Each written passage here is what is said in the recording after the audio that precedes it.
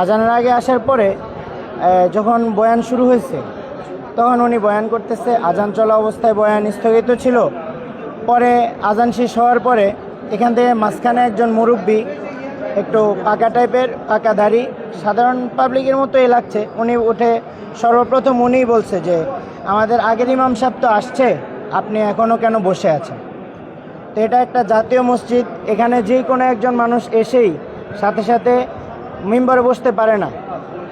এটা একটা সিস্টেমের মধ্য দিয়ে নিশ্চিত উনি আসছে। তো ওনাকে এভাবে প্রশ্ন না করে ওনার এটা অন্যভাবে করা যেতে পারত। যার কারণে দাঙ্গা হয়েছে সেটা হচ্ছে আপনার, ওনাকে যখন একজন মুরব্বী জিজ্ঞেস করছে যে আমাদের আগের ইমাম সাহেব আসার পরেও আপনি এখনও বসে আছেন, ওনাকে উঠতে দেন।